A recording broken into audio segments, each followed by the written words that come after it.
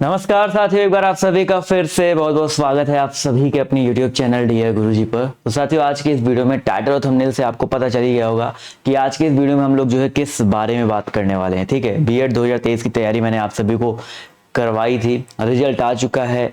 बहुत अच्छे जो है काफ़ी लोग के नंबर, जिन्होंने अच्छे से तैयारी की थी उनके नंबर अच्छे आए हैं। अब देखो, नंबर आपके अच्छे आए हों बेकार आए हों, अगर आपको एडमिशन लेना है तो आपको काउंसलिंग करवाना पड़ेगा। ठीक है, तो काउंसलिंग करवाने का पूरा प्रोसेस आज की इस वीडियो में बताऊंगा। और बहुत सारे लोगों के आपके डाउट बन रहे हैं कि सर ये स्टेट रैंक क्या है, कैटेगरी रैंक क्या है, इसके बारे में बात करेंगे। और कुछ लोग के डाउट आ रहे हैं कि सर इतना रैंक आया है, क्या मुझे कोई कॉलेज मिलेगा, उन सब के बारे में बात करेंगे। और काउंसलिंग में जो जो डॉक्यूमेंट लगते हैं यहाँ पर बढ़िया से एकदम बताऊंगा, डिटेल बाय डिटेल पूरा प्रोसेस बताऊंगा। तो इस वीडियो को अंत तक देखिएगा।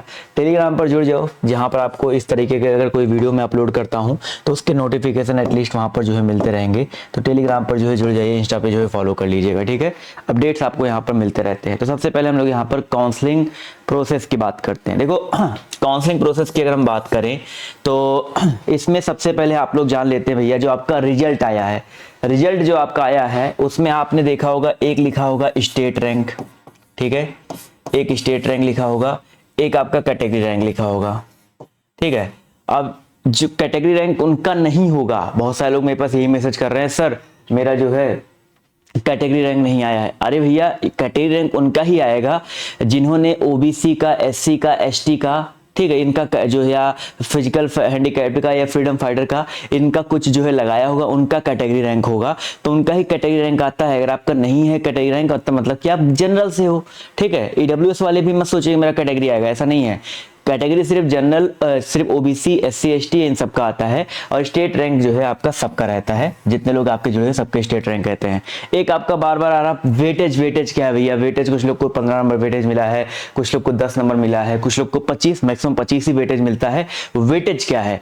तो वेटेज बेटा वो है ना कि जैसे काफी लोग स्काउट किए होते हैं, एनसीसी कुछ लोग किए होते हैं, तो वो सर्टिफिकेट मैंने एडमिशन के टाइम पे जब आपका फॉर्म भराया जा रहा था तब मैंने आपको बताया था कि अगर वो सर्टिफिकेट आपके पास से लगाओगे तो 10 से 15 नंबर मिलेंगे। और मैंने बहुत सारे ऐसे, आप मेरे शॉर्ट्स में जाकर के देखोगे, बहुत सारे ऐसे रिजल्ट लगाए हैं वहां पर जिनको 15-15 नंबर जो है, 10-10 नंबर वेटेज मिला हुआ है। तो वही वेटेज है। ठीक है, और कोई खास वेटेज नहीं है। तो ये हो गया स्टेट और कैटेगरी रैंक। आपकी जो काउंसलिंग होती है वो स्टेट रैंक पे होती है। अब बहुत सारे लोग बताएंगे स्टेट रैंक की सर्वा होता है, कैटेगरी कोई फर्क नहीं पड़ता। ऐसा नहीं भाई, देखो काउंसलिंग भले ही आपका स्टेट रैंक के अकॉर्डिंग हो, लेकिन जो कैटेगरी रैंक आपकी होती है उसके सीटें रिजर्व रहती हैं। उसकी सीटें क्या रहती है? रिजर्व रहती हैं। भले ही आपका काउंसलिंग जो स्टेट के साथ, जब भी आपका जब काउंसलिंग प्रोसेस स्टार्ट होगा तो आपसे कहेगा 1 से लेकर के 75,000, कभी पिछली बार 75,000 तक था, उसके पहले 70,000 तक था, उसके 50,000 तक था। तो जैसे मान लीजिए पहला काउंसलिंग स्टार्ट हुआ, उसमें कई सारे फेजेज होते हैं, फेज 1, फेज 2, फेज 3, फेज 4 तक जाता है।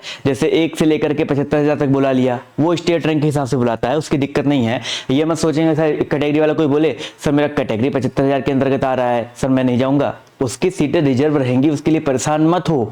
27% ओबीसी को आरक्षण मिलता है, उनकी सीटें रिजर्व रहेंगी, उसके लिए परेशान मत हो। ये जो 1 से लेकर 75,000 तक स्टेट रैंक के हिसाब से आपकी काउंसलिंग होती है, ये जो स्टेट रैंक वाली जो सीटें होती है वही जाती हैं आपकी यहाँ पर। ठीक है, तो फेज 1 में इतने बुला लिए। फेज 1 भी कई दिनों तक चलेगा, मतलब पहले दिन आपने मान लीजिए आपने डॉक्यूमेंट आपका कोई नहीं रहेगा तो अगले दिन उसका कंप्लीट करवा के उसका करवा लो।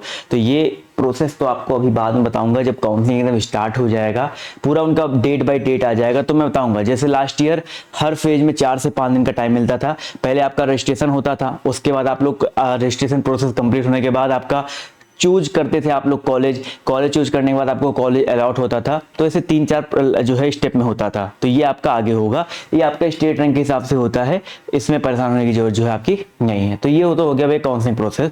तो इसमें भी काउंसलिंग में भी आपका एक काउंसलिंग होता है। मान लीजिए काउंसलिंग में आपने 3-4 फेज दे लिए, नहीं हुआ, तो उसके बाद एक पूल काउंसलिंग होता है, जिसमें क्या होता है भैया, काउंसलिंग जैसा ही होता है उसमें फीस एक साल पूरी जमा हो जाती है। और पूल में भी नहीं हुआ, फिर आपका एक जाके डायरेक्ट एडमिशन होता है। और अगर आपके रिजल्ट में एलिजिबल फॉर काउंसलिंग लिख के आया है तो आप लोग काउंसलिंग के लिए एलिजिबल है। फीस मैंने आपको बताया था 750 रुपये आपका जो है रजिस्ट्रेशन फीस लगता है और 5,000 रुपये आपका एडवांस फीस लगता है। ये आपका जो है रिफंडेबल होगा। जो 5,000 रुपये है वो आपका रिफंड हो जाएगा। रिफंड कब होगा, किस कंडीशन में होगा, कंडीशन जान लो। अगर आपने कॉलेज डाला, कॉलेज आपको नहीं मिला, कोई भी कॉलेज नहीं मिला, तो ये 5,000 रुपये आपको रिफंड होगा। रिफंड होने के भी कंडीशंस हैं। आपका बैंक अकाउंट होना चाहिए जो कि आपका हो, या तो आपके या तो माता का हो या तो आपके पिता का हो। इसके अलावा कोई और बैंक अकाउंट होगा, जनधन अकाउंट होगा, तो ये 5,000 रुपये वापस नहीं आएंगे।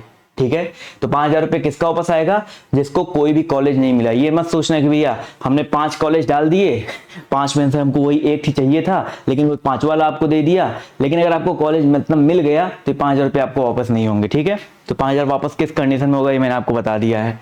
इसके बाद साथियों याद बात करते हुए डॉक्यूमेंट्स, यहाँ पर मैंने लिख दिए हैं डॉक्यूमेंट्स क्या क्या लगेंगे।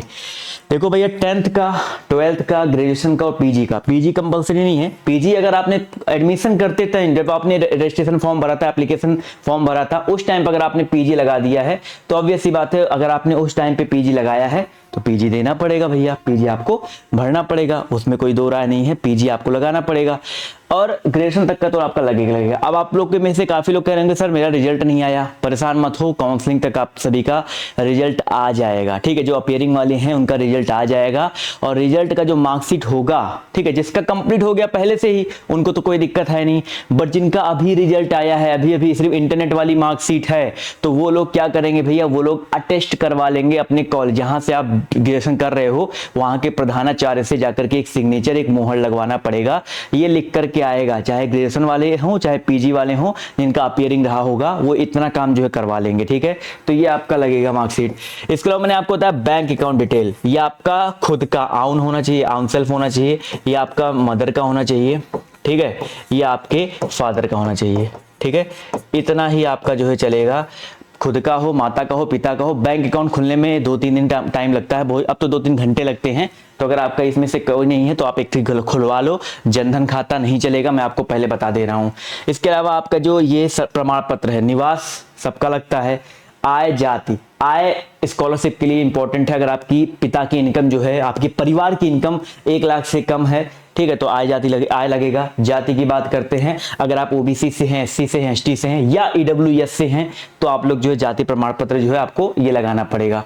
ठीक है, इसके अलावा transfer certificate, character certificate, health certificate और माइग्रेशन, इसकी जरूरत पड़ती है, काउंसलिंग में नहीं पड़ती है। इसकी जरूरत आपकी जो पड़ती है, जो मैंने यहाँ पर लिखा हुआ है, इसकी जरूरत पड़ती है एडमिशन के टाइम में।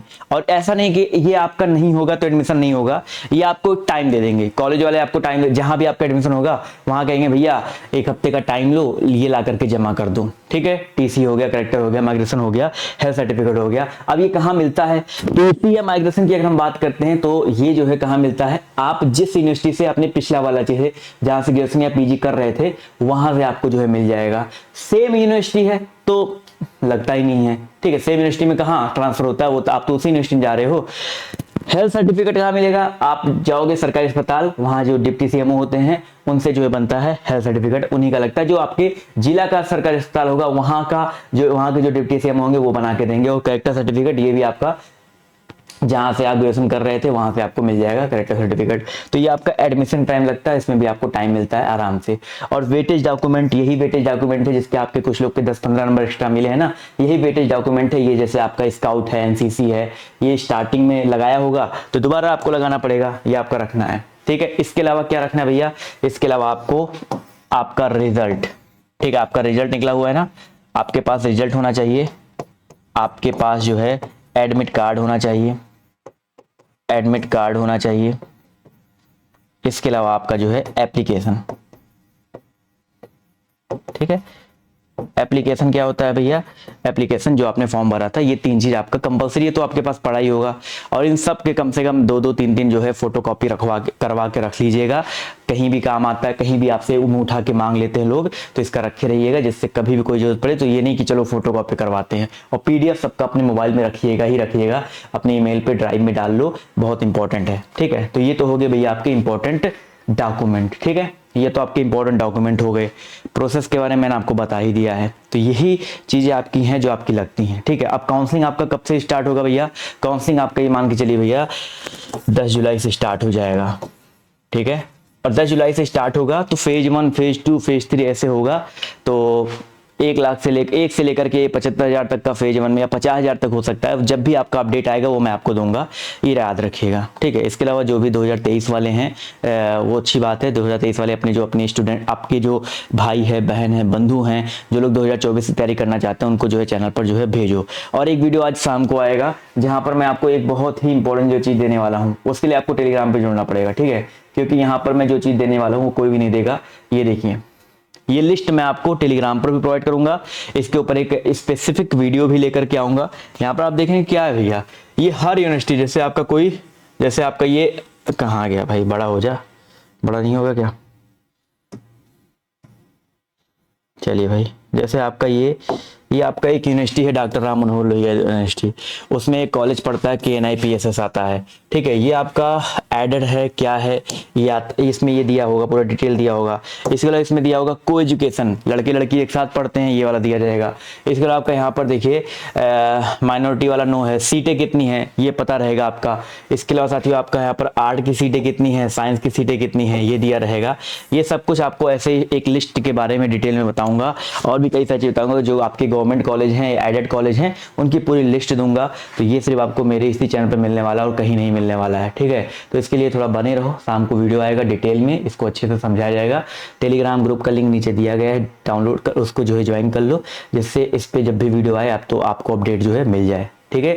काफ़ी लोग कहते हैं सर जो टॉपर्स है उनका लिस्ट बना के दे दो, कितने के नंबर के टॉप किए हैं आर्ट वाले, साइंस वाले, तो उसका भी जो वीडियो आज अभी आपको मिल जाएगा, ठीक है। तो आज की इस वीडियो से इतना ही, अभी के लिए बाय बाय, टेक केयर, जय हिंद, जय भारत। आपके जो भी डाउट हो नीचे कमेंट बॉक्स में जो डाल दीजिए।